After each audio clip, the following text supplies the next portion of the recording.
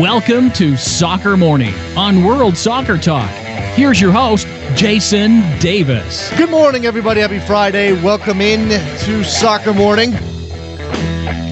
Live and in full effect on a Friday. Hopefully you're preparing yourself for what is going to be quite the weekend in the world of soccer or football or calcio or whatever the hell you want to call it. Whatever name you use for this sport, you can call it floorball if you want. I have no problem with that, as long as people know what you mean, and they probably won't when you say floorball, but as long as you can communicate what you're actually talking about. It doesn't really matter what you call the sport, and it's a big, big weekend. Where do I even start? How do I rank these things in orders of importance? The Women's World Cup kicks off tomorrow. The Champions League final is tomorrow. There's MLS. There's, what else am I missing? I'm missing things, I'm sure. No, maybe that's it. Maybe those are the important ones. But still, plenty of games to watch, plenty of things to take in. As we head into the first weekend in June 2015. And it would be nice to clear the palate of all of this FIFA nonsense with some actual soccer, some top-level soccer. The pinnacle of the women's game, the pinnacle of the men's game. Anybody argue that those are the two things that are the highest in those respective worlds? That the Champions League final is the top of the top when it comes to the men's version of the sport, and that the Women's World Cup is the top of the top when it comes to the women's version of the sport. Now, you do have a final in one and opening games in the other, but we're going to get to the end of the Women's World Cup where the competition will be fierce. The U.S. women kick off their campaign on Monday, so not quite there yet for them. But we do have games tomorrow. Very much looking forward to that. Kicking off in Edmonton with Canada. Let me just pull up my Women's World Cup schedule because I didn't do that. Failed to do that. We'll take a look at this as well as the U.S. games, which I think I reviewed either. Yeah, I'm not where I reviewed those. I'm sure it was yesterday or the day before. I even jumped to Saturday. We've got a game tonight in MLS. Houston and Red Bull. And I'll be on Rabble.tv doing that game again. I think I'm going to be joined by Aaron Stoller, which longtime NASN fans will know as the host of the Big Question, which was a good show that didn't last long enough. Aaron will join me to talk about Houston and New York tonight, so that'll be good. When it comes to the Champions League final, a couple of questions present themselves. Number one, can Barcelona finish off what has been a pretty stunning season? It wasn't that long ago that Luis Enrique was under pressure, that Barcelona was said to be failing. Here they are, having locked up the La Liga title, having secured a Copa del Rey, now looking to get a Champions League title. They have that incredible front three of Messi, Suarez, and Neymar. And can Juventus stop them, especially now that it's out that Giorgio Chiellini will miss that game? And I was listening to some soccer radio this morning, and Janusz Mihalik said something very important that I think has gotten missed. Not necessarily about the defensive side of things for Juventus, who is a strong defensive team in totality. It's about set pieces perhaps as well, where Chiellini was a threat. Oh, and I did miss something. I missed the United States playing today against the Netherlands in Amsterdam. That's what I missed. You people aren't helping me out here on Twitter at Soccer Morning. The United States plays the Netherlands today. 2:30 p.m. Eastern. Couple of things to watch for me in this game. First, with no Josie Altidore and no Clint Dempsey, who steps up at the striker position, what kind of setup does Jurgen Klinsmann use? We've been seeing this 4-4-2 diamond, which you might expect at this point. Does that lend itself to a pairing of Juan Agudelo and Aaron Johansson, the two strikers I think most people are highest on in this group? Remember, Jordan Morris has now been added to this team after playing with the U23s in France. He now moves over and joins the full senior squad in Amsterdam because apparently Jurgen Klinsmann really likes the college kids. So, and Morris started against Mexico in April, that game that he scored in. Be a shot. It would be a shock, excuse me, to see him start today against the Netherlands, but you never know. At the back, questions as well. No Gonzalez, no Beasler. In this team instead, Ventura Alvarado, John Brooks, Michael Orozco. What combination of players will Klinsmann go with there? And if he is going to stick with this 4-4-2 diamond, who does he play on the outside? Because that diamond does not lend itself to width, and you would like to get some fullback runs going forward in order to create those opportunities. DeAndre Edlin in this team, Breck Shea in this team. Those are the obvious choices. Timmy Chandler's also there. Further at the back, Brad Guzan in his form. Definitely on the minds of American soccer fans.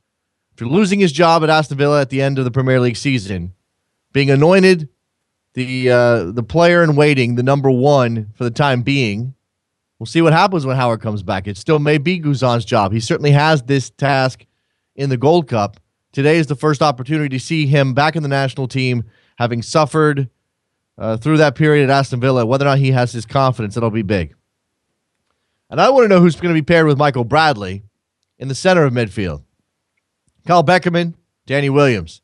Danny Williams back in this team after playing once in 2013, once in 2014. It's been a long time since he's been a fixture. Can he regain a spot? And is this about maybe phasing out Beckerman, who is clearly getting up there in age?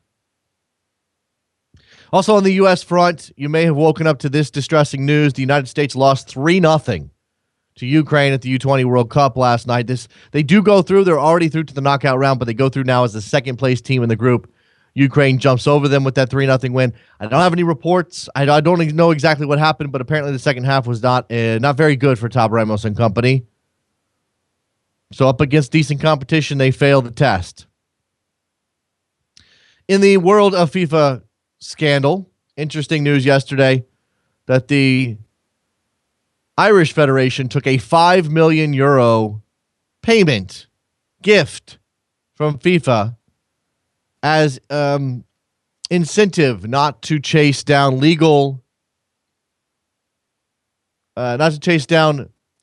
legal solution to the issue of being denied a World Cup place by Thierry Henry's handball in 2009. If you remember, Thierry Henry basically dribbled the ball. I mean, with his hand, like a basketball, essentially, to keep it in play and create a goal for France. Ireland very upset about this. Apparently, FIFA said, "Here's some money." Now, this money was given to Ireland's FA, used to help build Aviva Stadium there in Dublin. Was listed on their tax returns, and is therefore is it even really that big of a deal? I think there's some moral issues here, but I'm not sure this is anything illegal. It's certainly not a bribe. I don't even think it's hush money now that I think about it. It's more of, here's some money to go away. But Ireland didn't really have a case regardless, so it makes you wonder why FIFA did this at all. I suppose Ireland could have made everyone's life a living hell for a little while, but I don't know how they actually had a case of anything here. All right. Let me take a quick break. When we come back, we'll open up the phone lines. I'm going to go over the MLS schedule, note all of the international absences, because that's a thing this weekend. It's Soccer Morning, WorldSoccerTalk.com. Face in the crowd, you're talking too loud, but I can't hear you.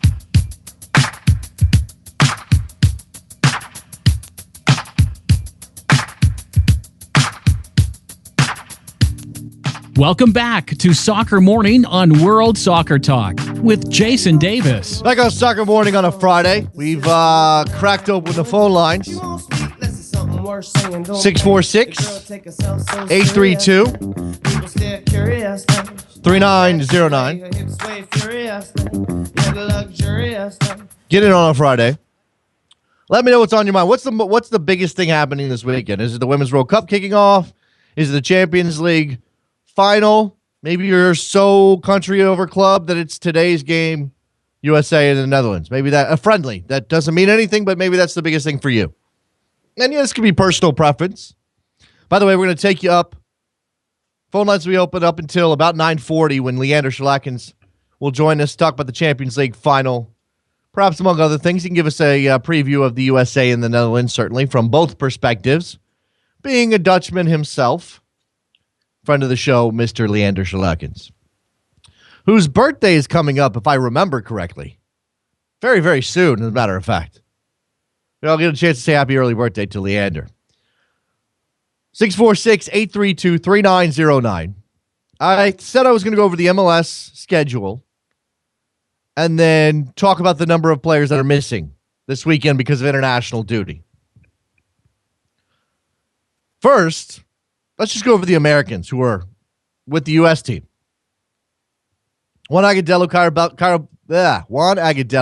Beckerman, Michael Bradley, Mix Diskerud, Brad Evans, Nick Romano, Breck Shea, Giassi Zardes. That's a pretty solid contingent of 8 players. But then you have the U23s are also playing right now, and the U.S. U23s earned themselves a third-place game because something. France beat the Netherlands for something. Alash from San Jose. Okuanu, Real Salt Lake, not much playing time there for him yet. Alash is definitely a loss for San Jose. Shane O'Neill of the Rapids. Jalen Robinson, DC United, not missing time at the senior level. Dylan Cerna from the Rapids, okay. And Tyler Turner from Orlando City. Some of those players are contributors, some of those players are not. US U20s, Kellen Acosta, contributor for Dallas. Jordan Allen, contributor for RSL. Marco Delgado, okay, not much of a contributor for TFC yet. Connor Donovan from Orlando City. He's got a couple starts this year, I think. Bradford Jamison, who we know has featured for LA. Matt Miazga, gotten plenty of starts for the Red Bulls this season already. Eric Palmer-Brown, in and out as a contributor for Sporting Kansas City. And Tommy Thompson, who Dom Kinnear needs to unleash in San Jose. Right? We all agree on that, right? A couple other names. Ambroise Onyango. He's not playing much for Montreal yet, right? He was gone. It was limbo. Now he's an impact player, and yeah, not happening yet for him. Roy Miller of the Red Bulls is not available. He's with Costa Rica for a friendly. Marcus Halsty from DC United, called up by Finland. David Akam, Chicago, called up by Ghana. That's a big loss for them. Boniek Garcia and Luis Garrido for the Dynamo, both called up by Honduras. Or I'm sorry. I know Boniek Garcia was called up by Honduras. Is Garrido Honduran? Yeah, both of them. There you go. Christian Nemeth just scored. What, he scored once or twice? Once in that 4-0 win last weekend for Sporting Kansas City. He's missing. He's away with Hungary. Robbie Keane away with Ireland because if Robbie Keane's not hurt, he's away with Ireland. It's pretty much the way it goes for the Galaxy these days. You got the Jamaican team down at the Copa America. Giles Barnes, Kamar Lawrence, Darren Maddox, Jermaine Taylor, Javon Watson. It's a lot of guys. Blas Perez gone. Jaime Pinedo gone. Sean Maloney gone this weekend. Maybe not play. Maybe just stop this weekend. Maybe decide not to. We'll postpone all these games. Rain checks for everybody who bought tickets. We'll see you next week. Of course, they can't do that now, but you look at this list and you're just like, wow, how good is MLS going to be this weekend? How good could it possibly be? Opportunity for young players, I guess. Woo! Couple of things on Twitter. Stuart Weber, Stuart A.S. Jacks, As a half Dutch, half American soccer guy, today's friendly is a rare chance for me to see both my teams in action at the same time. Which half wins out, Stuart? Are you more Dutch when it comes to this game, or are you more not in this individual game, but the sport? Or are you more American? Which one is more? Which one wins out more often than not? Jose on Twitter says, I'd like to see Morales, Alfredo Morales, play the full match. I think he's underrated. Hopefully he'll prove me right. I've never been sold on Alfredo Morales. I don't know why. I'll see what happens today. I'm doing player ratings for ESPN FC, so I hold that power. Is that power? Does that count as power? If you can do player ratings? 646-832-3909.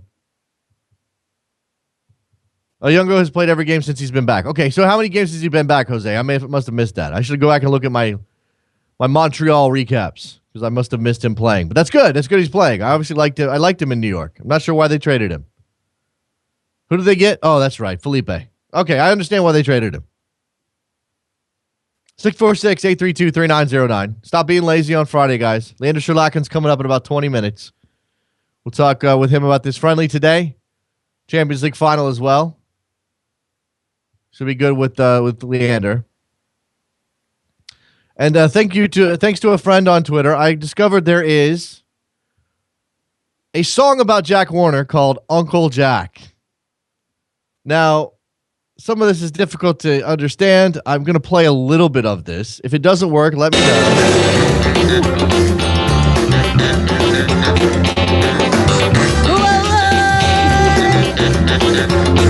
Uncle Jack, guys.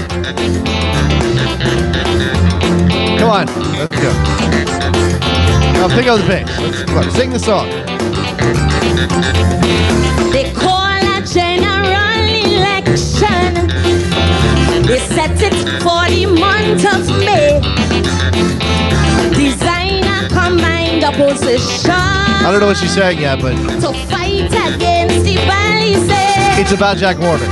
Even compose a new song to expose all that was wrong. Expose that's all. Wait. She just said expose all that's wrong about Jack Warner. The unique but fiasco, the church in Guanapo. But through it all, one man keeps standing tall. One man keeps standing tall. Uncle Jack Warner. We own vice president of FIFA. The Hellstone but his works minister. Now, I've been told, I'm going to stop it there. This song is very long. It's about 6 minutes long. I've been told there's a line in there about Andrew Jennings. I've been told that she references Andrew Jennings going after Jack Warner, and I'm going to guess, and this is just a hunch, that she doesn't see it as, she doesn't see it from Andrew's side. She probably sees it more from Jack's side. That's my guess. I'm going to have to cut this song up. I just found it out about it this morning. I apologize for just playing it raw. They try all kind of trick and jadoo. But now he's the world's first black Hindu. Uncle Jack. He's the minister who don't sleep like an Arabic pocket deep. All that's wrong he will put right like a talent. Say, Lord, these fellas right. Uncle Jack. Oh, man, I just love that. Uncle Jack Warner. Guys, he's so good. Now, clearly, there are people in Jack's home of Trinidad who don't necessarily view the man as evil as we do, and that's I guess that's understandable on some level. He's a man of the people down there. He's a man of the people, and they actually enjoy him for some reason. But we're so far removed from the situation. Maybe we don't know Jack. Maybe we don't understand Jack. Maybe we should do more to try to get to the heart of why Jack Warner does what Jack Warner does. Why he holds up pictures of articles from The Onion and acts as though they are legitimate evidence of a conspiracy against him by the United States. Why he gets songs sung to him. This song was uploaded in 2011. I'm not sure when it... Oh, yeah. 2011. So it's not even that long ago well after the man had been implicated in many a scheme to defraud many, many people. They still love the man. He's holding rallies, he's dancing, he's singing everything's going to be all right. Everything is going to be all right. Jack Warner says so. 646-832-3909. Leander coming up. Reminder, I'll be on Rabble.tv tonight. Houston, New York Red Bulls. Me and Aaron Stoller. Talking MLS. Alternative to your SAP button. If you're one of those people, I can't watch it in Spanish. I don't pick up enough. I'm missing something. Which, come on, you could do it. You can watch in Spanish, even if you don't speak Spanish, it would be fine. But if you're one of those people like, I need the commentary to be English, and you're like, hey, wait, they have this SAP option, and bloop, and oh no, no, this is bad. No, this is terrible. I don't want to listen to this. That's when you go to Rabble.tv. Look for the game, Houston, Red Bulls. My name will be on there. I've done this. We've done this, what, 4 times? 3 times. 3 times. Did it once with Jerry Dubois. Once with Thomas Floyd. And once with Charlie Boehm. I think that's right. So there you go. I may actually attempt a little play-by-play tonight. I may attempt to be, and we're underway from the game's in Houston. I should do some research. We're underway from BBVA Compass Stadium. That's sort of where I'll be. Maybe. I need a goal call. 646-832-3909. Hit me up with what I should use as my goal call. Because I saw this discussion on Twitter yesterday. Now, I'm a DC-based guy. I would not call myself a DC United fan. I do have a soft spot for United, but I'm not necessarily a diehard fan. But even though that's true, I do respect the work of longtime DC United play-by-play voice Dave Johnson, who also does basketball in town. I think he's the sports news director at the local news radio station. And his goal call is, it's in the net. You've probably heard him do it on some highlight somewhere if you don't live in the D.C. area. But that's his goal call. It's in the net. And I saw a friend of mine, Jeremiah Oshan from SB Nation, saying it's not a great goal call. That's not a good one. It's in the net. Now, I defended Dave Johnson to the point of he's been doing it for a very long time, and there are worse goal calls out there. And it's hard. It's hard. Play-by-play is hard. Don't do it for pretend for 5 seconds in your living room. Try to do it for real, for a full, 10 minutes. Go try to do that. Play-by-play. Think fast enough to say words that sound good. I get to babble on here, but I'm not describing anything. I'm telling stories. I'm giving my opinion. It's all off the dome, but it's not about something. I'm not watching and trying to process that and talking. And this is the thing. Trevor's bringing up some of the stuff that we hear on the MLS SAP option over at Universidad Deportes on Friday nights. And I get it. They're bad. And there's certainly a level we're used to, and they don't meet that level. But it's hard, guys. It's really, really hard. The white bullet has penetrated the transparent rectangle of success. Sounds like a fortune cookie or something. But seriously, it's hard. I've tried just a little bit, and maybe it's because you're self-conscious, and once you get over that. Because I know that people talk about being able to do radio. And I'm not going to call you out and say that you'd be terrible at it. But you'd probably be terrible at it for a little while anyway. You need to log lots and lots of time. You need to log hours. It's like being a pilot. You need lots of time behind the mic to be good at it. That goes for this job. It goes for play-by-play. And I don't know how good I would be. And I need a goal call. Robert in L.A., what's up? Hey, good morning, Jason. Happy Friday. Good morning. Happy Friday. Which of your bones would you like to pick today, Robert? No. Hey, no. That's on me. I'm not. Hey, I'm just messing with you. Go ahead. I understand. Hey, it is a great week with great week of soccer coming up. Women's World Cup and MLS and the U20 and even European qualifiers are coming up in Copa America. So I'm really excited. But I wanted to talk about this FIFA scandal. Yeah. You always ask the country with your conspiracy theories, and with this whole the Irish FA accepting this $5 million lawsuit. Yeah. Lawsuit. Yeah. Go ahead. It just makes me think of. Do you remember when in the 2010 World Cup when there was that USA against Slovenia? I do remember. You Komen Koulibaly. Do you think there's a conspiracy going on? Oh, what a deep, dark rabbit hole that is, Robert.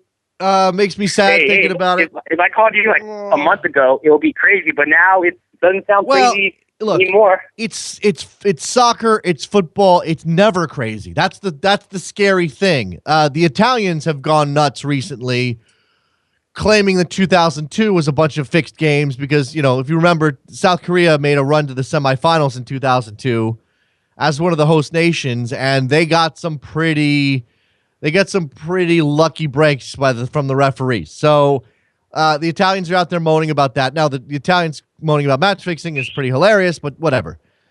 I get worried. It's not that I don't think it's possible, Robert. It's that I don't want to think about it. Because if you open that can of worms, we are never, ever getting it closed.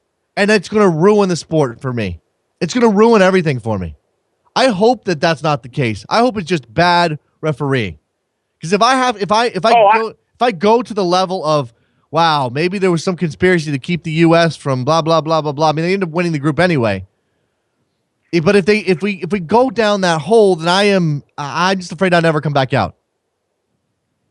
Yeah, I understand. I mean, just saying that for, I don't know. It just if you said this like a month ago, everyone would think you're crazy, and now all of a sudden you now tend to do a little more thinking about saying, well, it could happen, but I hope it's not. I was just calling in for that. Thank you, Robert. Fun Friday. Thank you. This is why I'm so angry about everything going on with FIFA. Not just because they've corrupted the game, not just because they've taken it from the people, and because now nothing is out of bounds. Because now everything you want to suggest might be happening is possible. That's sad. That ruins things. If your team loses, I mean, we've already reached this point. And if you want to understand a little bit about the mindset, if you want to see where we're at, there's this fantastic piece by Brian Phillips at the Run of Play. I'm talking about 4 or 5 years back, about how myopic people are about their teams and how everybody is a victim now. And that goes for life, but it goes for sports too. Everybody's like, there's a conspiracy against my team always. FIFA has now made that a valid argument for everybody, especially on the international level. Now all you have to say is, well, FIFA's corrupt. Who knows what's going on here? Maybe that referee is bought off. Maybe my team has been sanctioned for bribery reasons. I mean, maybe somebody paid money to keep my team down. Maybe FIFA's manipulating the matchups. I mean, nothing is out of bounds, and that is sad. That's sad. That's the thing that could ruin the sport for me. That's the thing that could kill my love of soccer, is if I have no reason to believe that anything is on the level anymore. That's where we are. Thank you, Robert, for getting me all worked up, man. I was fine. You know what? I need to listen to a little bit more Uncle Jack. So who are talking about? Uncle Jack. Let me hear your shout. Uncle Jack. How we can hang and swing. Uncle Jack.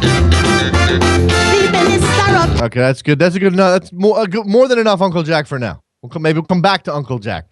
Just a couple minutes until Leander Schaerlaeckens joins us to talk about USA, Netherlands, and Champions League. I definitely want to get his take on the Champions League final. Barcelona, with all of that firepower against Juventus, a team that knows how to defend. I'm not going to put them on Catenaccio. I'm not doing that. They've got their own quality up front. They can play some attacking football. They obviously have Pirlo in the middle. but they're going to have to defend while Barcelona attacks them for the majority of the game because Barcelona's going to hold the ball as well. Juventus has to figure out a way to maintain possession because otherwise they don't have a shot here. 646-832-3909. Just a couple minutes left here in this segment before we grab Leander. So jump on in. I lost my train of thought. There was somewhere else I was going to go before Robert totally took me off on a tangent there. I didn't really mean to do that. Oh, by the way, if you don't get in with a phone call in this segment, you want to talk to me, you want to talk about something, I'll open up the phone lines for a couple minutes after Leander. So about 10 o'clock Eastern, we'll get the phone lines back going, and you guys can jump on in. Suggestions for my goal call. Only got one. Only one from Paul. That's why he's here, which obviously is stealing from Jack Edwards in the 2002 World Cup. Should I bring that back? Should I revive that? I kind of feel like I want to. I kind of feel like I want to listen to that. Remember the 2002 World Cup and Clint Mathis scoring? The United States on that fantastic run to the quarterfinals in that game. If I can find it very quickly, I can get it in before I have to move on to Leander. No, I don't think I can find it. I can't find it. Too bad. Who was that against? Who was that against? I'll have to find it. Yeah. This is a highlight package. This is the Samsung. Well, that's an ad. We don't want to do that. We don't want to do that. Let's take a break. We'll come back. Maybe play some more Uncle Jack. Maybe find that goal call from Jack Edwards in 2002. Soccer Morning. WorldSoccerTalk.com. Leander Schaerlaeckens when we come back.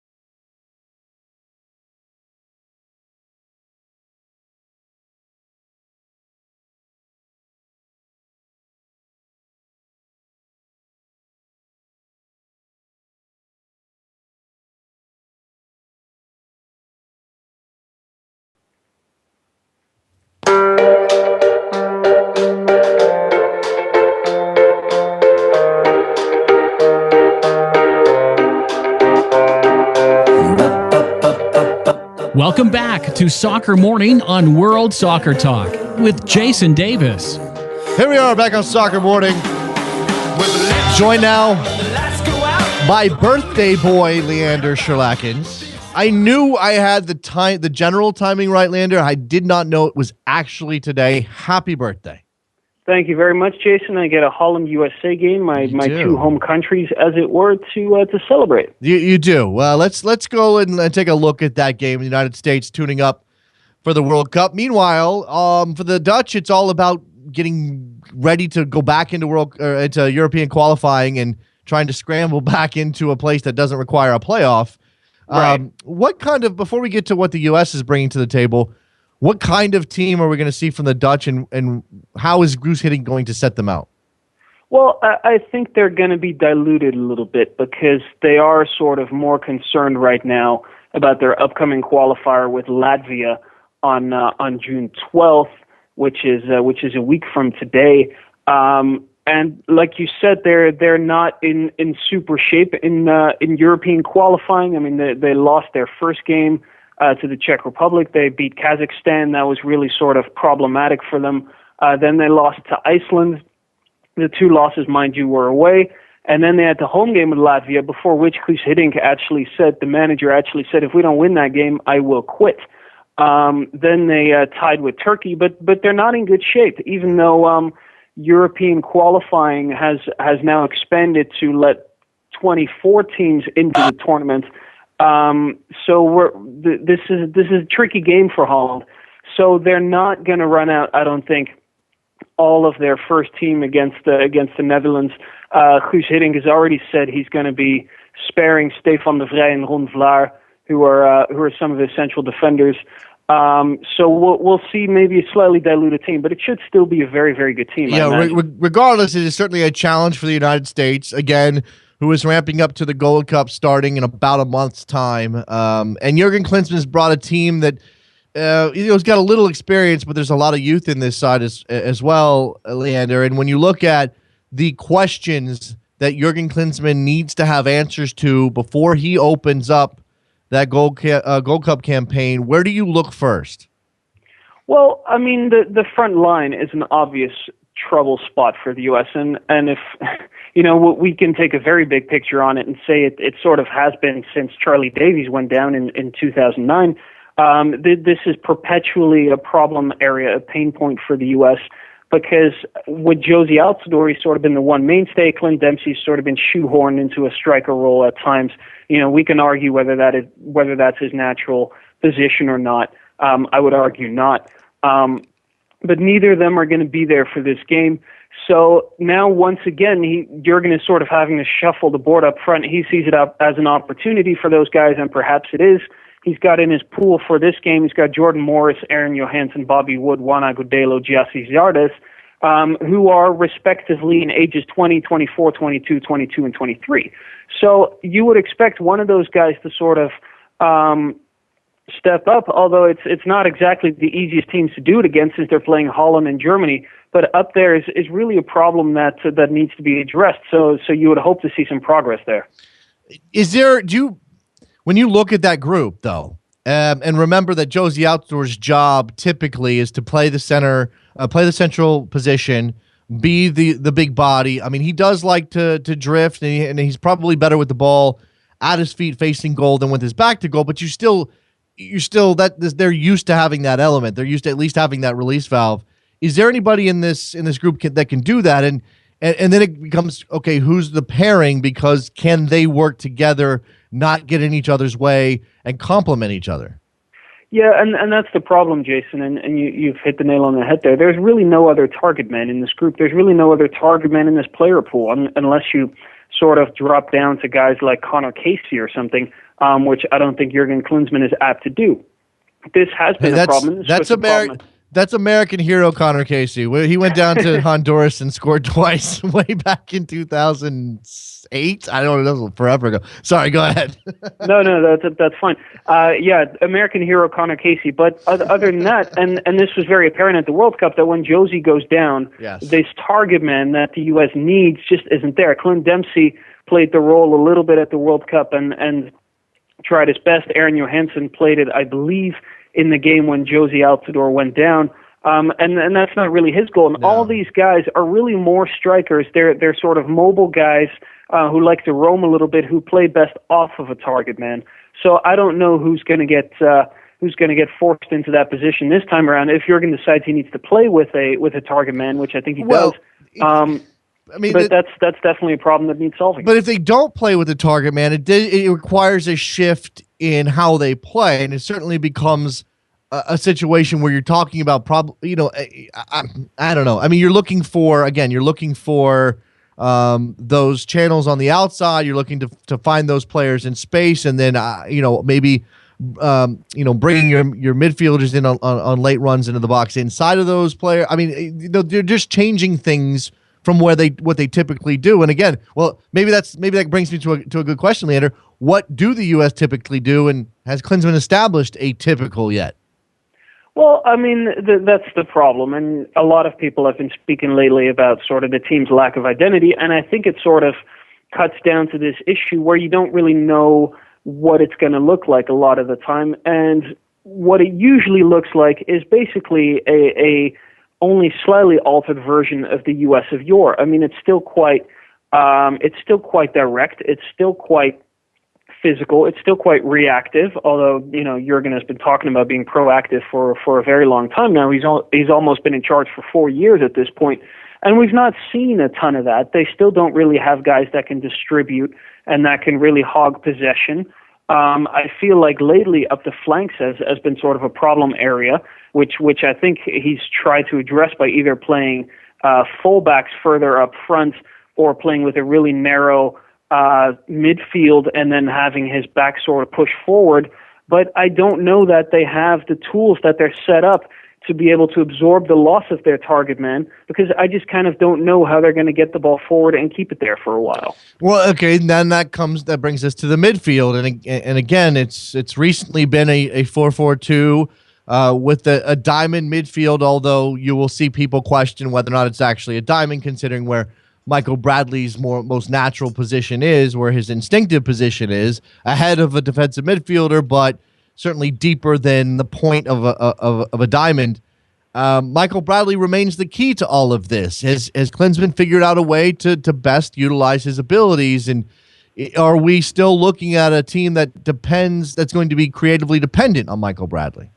Well, I think the problem for both Jurgen and Michael Bradley is that he's the best player on the team.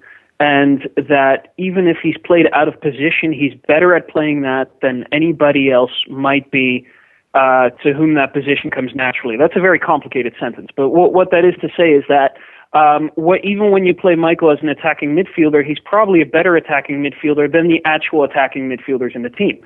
So he's sort of getting played out of position for the greater good, but then that sort of robs the team of having him further down the field in the middle and really able to use that engine of his, which is so magnificent. And I think the long passing, which doesn't get as much of the plaudits as they deserve, but he's a really good passer, and you sort of have more use for that when he's a little bit deeper on the field.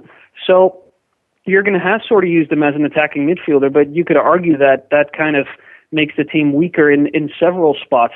Rather than just play him in his natural position. It's so difficult. In fact, I just wrote something that it fits exactly what you're saying. You play him too high, and he's not effective because his best weapon, at least creatively, is that 30, 40-yard ball over the top. If you play him too deep, he probably can't play that ball. He may be able to push forward, but you're also not using him to help connect your back line to your forwards, and then you're losing you're creating gaps in the middle of the midfield. It's kind of a disaster that you have that guy who's your best player, and yet there's no real best way to use him, at least with this personnel. Let's imagine a world, and in this team you've got Kyle Beckerman and Danny Williams, who are probably going to be playing portions of both of these games, but let's imagine a world where Klinsmann has the exact right fit to play with Michael Bradley in the center of midfield. Who is that, and what do they do? Not who is it, identify them, but I mean, what kind of player is that, and what do they do? I would suspect that it would be more of an attacking midfielder, someone who could distribute and sort of sit behind the front line and sort of connect the dots up front so that Michael would be free to drop a little bit deeper and to play balls from out back and sort of shuttle back and forth. I mean, we can start talking about 6s and 8s and 10s, but I think Michael is at his best when he's free to drop back and shield the defense and then shuttle forward on the attack and join sort of in the second line when he basically becomes a box-to-box midfielder.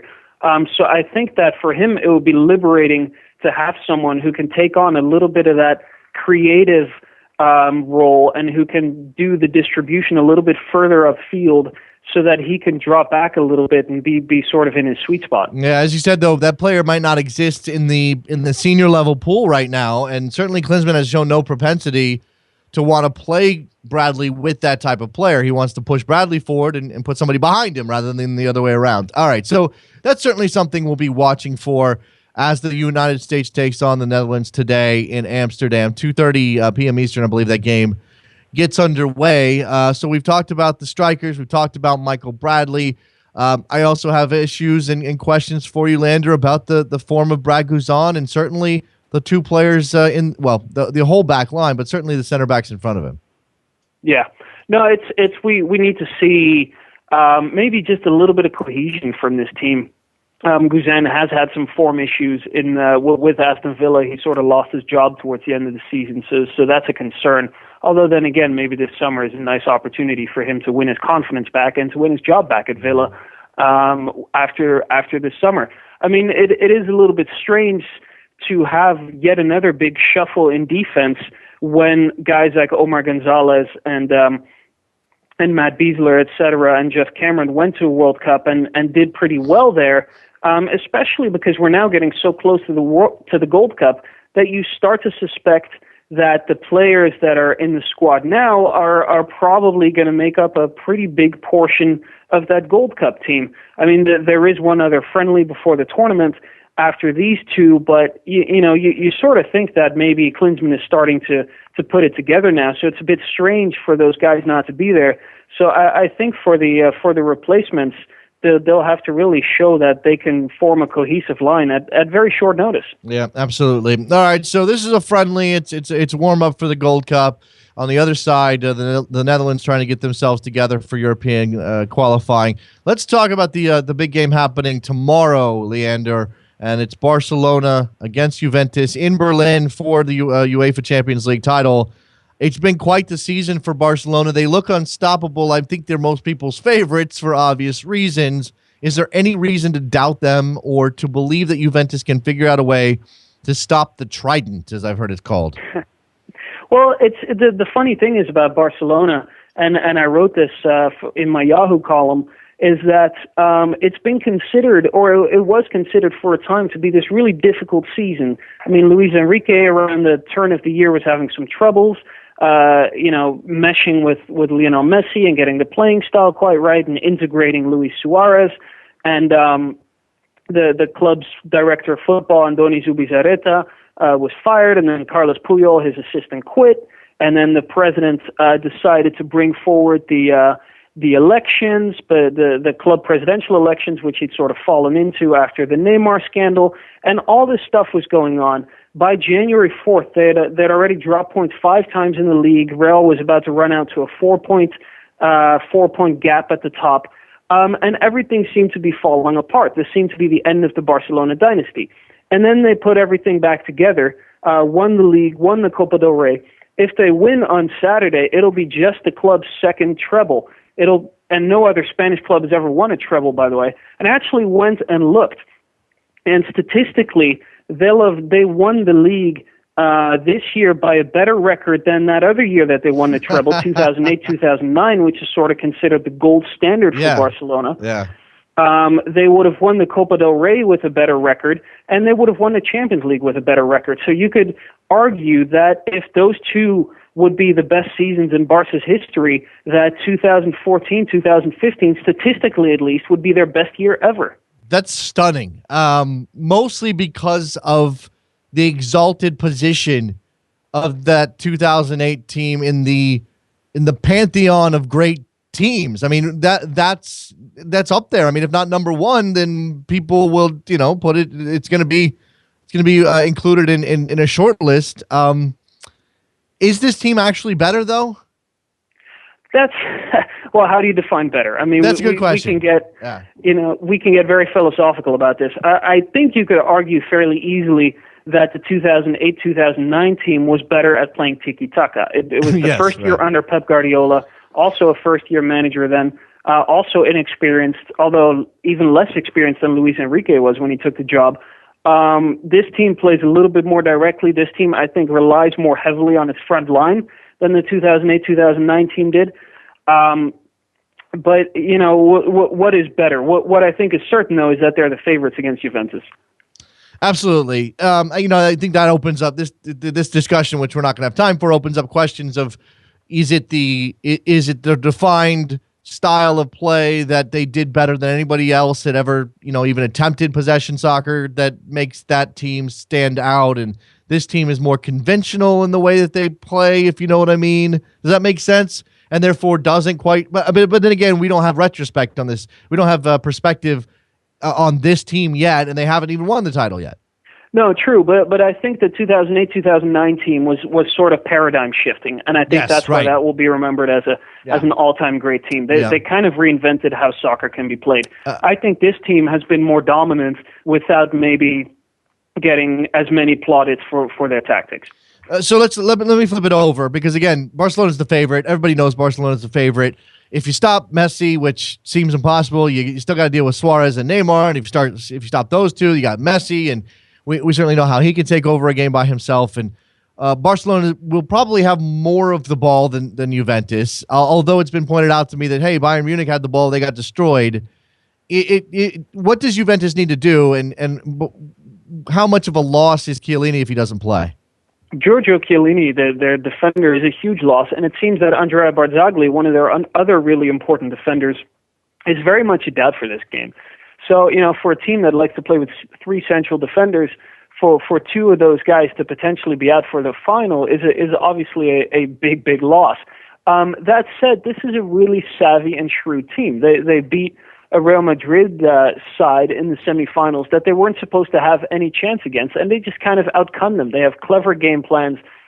Max Allegri has really figured out how to win in Europe with this team, which isn't easy, considering that even though Juventus has always has in recent years sort of stood above the fray of the slow decay of Italian soccer, they're still capable of spending the big money and attracting big time players. It's still hard coming from Italy to compete with teams from Spain just because of the way the economics are these days. But they beat Borussia Dortmund in the round of 16. They squeaked by Monaco 1-0 on aggregate in the quarterfinals. They beat Real Madrid. They're just really a clever team. You don't want to get into cliches about Italian soccer, and they're not even necessarily all that defensive all the time, but they're really just very good at sort of unsettling opponents and disturbing their rhythm with really tight and organized defending. You know what strikes me about this Juventus team is the window that they have. It seems to be that this is their chance right now. I mean, this could put Juventus back on top. They could have an opportunity to become one of the preeminent clubs in Europe again, Leander. They could certainly attract talent. I know they've already signed Dybala for next year. I know they're going to bring in some reinforcements. But Carlos Tevez is probably on his way out. There's talk about Andrea Pirlo leaving. Even Gigi Buffon is talking about his future at 37. That this could be, when again is Juventus going to have this opportunity not only to win a European championship again, but to do it sort of surprising everybody the way that they did? I think it'll be hard for them to surprise anybody again for a long time. I mean, like you say, Paul Pogba might leave, Andrea Pirlo might leave, Carlos Tevez might leave. I mean, that's a lot of losses, and it's going to be very hard to replace those guys, especially a Pogba who they actually signed for free from Manchester United because Sir Alex Ferguson didn't want to pay him, didn't want to pay an unproven player a top drawer salary. But so that'll be hard for them, I think.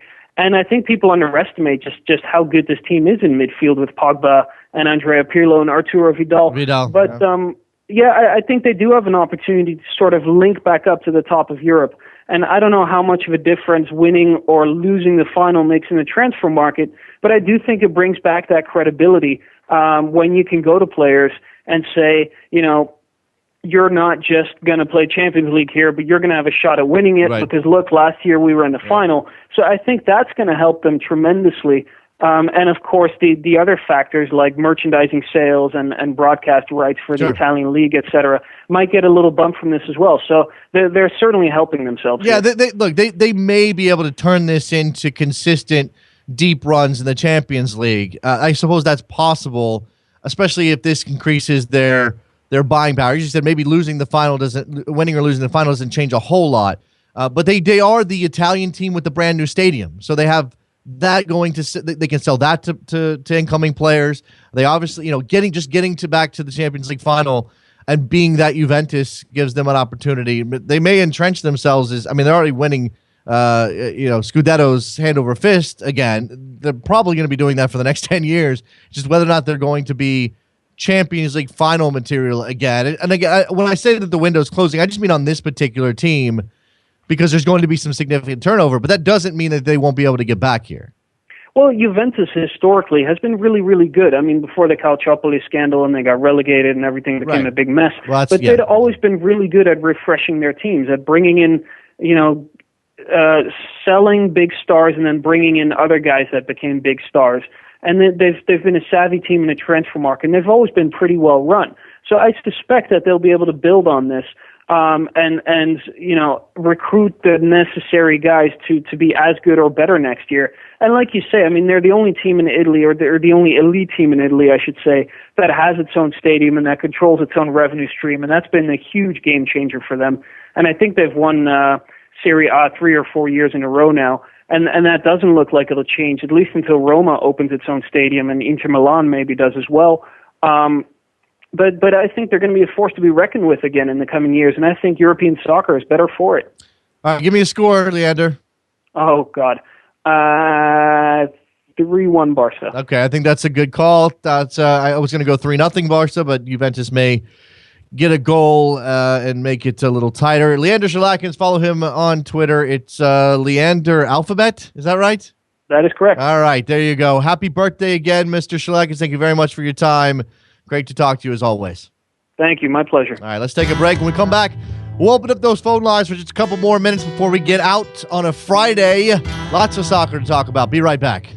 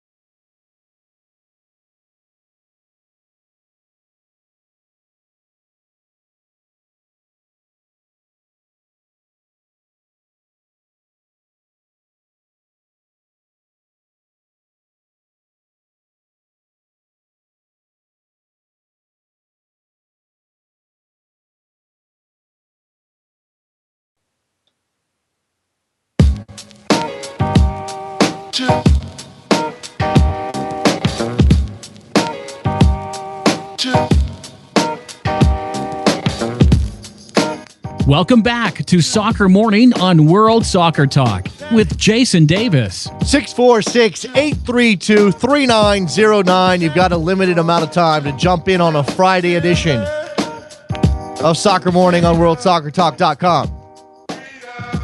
Again, so much soccer happening. United States, Netherlands today, 2:30. Tonight, Houston and Red Bulls. I'll be on Rabble.tv tonight talking about that game. Make sure you join me, 9 o'clock Eastern for that. Then tomorrow, Champions League final. Champions League final, people.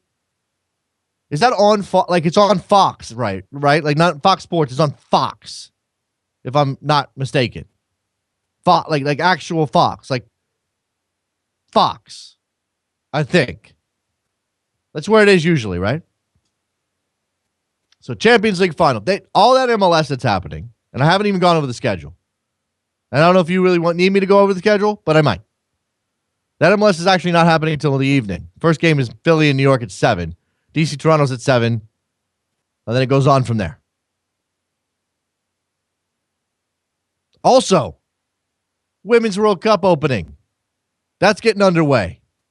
That's a thing you need to pay attention to. Saturday, June 6th. Canada, China, 6 o'clock. New Zealand, Netherlands, 9 o'clock. There you go. That's your Friday and your Saturday. That's what you need to care about right now. Just to get through that period. Then you do have things on Sunday as well. You got 2 MLS games on Sunday. The Rocky Mountain Cup. Some other things happening as well. And then Monday, U.S. women open up their campaign. Let's go to Jason in Jersey. What's up? Hey, Mr. Davis, when you talked about the 2002 World Cup earlier in the show, it brought back pretty bad memories of Jack Edwards. I remember at the end of the U.S.-Portugal game, he said something so horrible that it still is in my memory today. He said, "Mine eyes have seen the glory." Come on. Wait. Come on. Is that horrible, really? Come on. That's horrible. Hold on 1 second. Okay, that's highlights from somewhere else. I don't have Jack Edwards there. All right, go ahead. Sorry. He did what he could do, and the guy's got a personality. I'm okay with personality. Well, at least it's still in my memory, right? Yeah, right, exactly. If he had said something prosaic that you had heard 1,000 times before, you wouldn't have a memory of it. You wouldn't remember it at all. I'll give you that one. He does stand out. He is not the best, certainly compared to the broadcasters today. But yeah, I'll give you that. Okay, how about this? Thank you. How about this?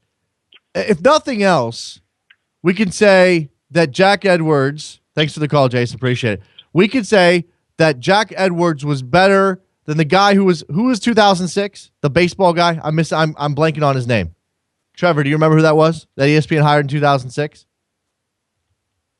And he was a disaster and everybody hated him? Yeah, Dave O'Brien. That's right. Jack Edwards greater than Dave O'Brien. True or false? I think it's a true statement. I think that's a true statement. Jonathan Tannewald. I remember at the end of the U.S.-Portugal, slams mute button on computer speakers. Come on, I got a soft spot for. You know what? Maybe it's because of my age at the time. I mean, I was 20 something, just over 20 something, 20, very early in my 20s. You know, I sort of fell in love with soccer during that period. Maybe that's what it is. Maybe that's why I have a soft spot for Jack Edwards. There's got to be a Jack Edwards soundboard around somewhere, right? I don't know. I mean, I don't feel as negatively about Jack Edwards as some people seem to. But I still need a goal call. This whole thing started because I need a goal call. Because I don't have one. That's why he's here. Friedel's greatest attributes is Jack his Edwards. ability to drive the ball. Eddie Pope is running the 18. Fans down at United States. I'm just looking for something here. Stewart's corner. The save, rebound, scores! John O'Brien has scored for the United States! Nothing wrong with that, right? Maybe I should say something like, boom, goal. No, that's terrible. See how hard it is to come up with something decent, people. And I'm going to try tonight on Rabble.tv, so check that out. Thanks to Leander Schaerlaeckens for joining us. We're going to wrap up this Friday edition of the program. If you have Sirius XMFC, make sure you join us over there. Should be a good show today. We're going to preview the Women's World Cup a little bit stronger with Jeff Kassouf, who knows the ins and outs of the international game on the women's side. Again, this weekend's huge. Huge. U.S. friendly. MLS, the pinnacle of the sport in Europe, the pinnacle of the women's sport in Canada. Should be a great weekend. I hope you enjoy it. Go to backheel.com/store, buy a mug, buy a t-shirt. There's great stuff over there. Here's the mug. It's pretty. Go to 3nlfc.com to buy a Soccer Morning t-shirt. And, support your local soccer. I don't know. I'll talk to you guys on Monday. Bye.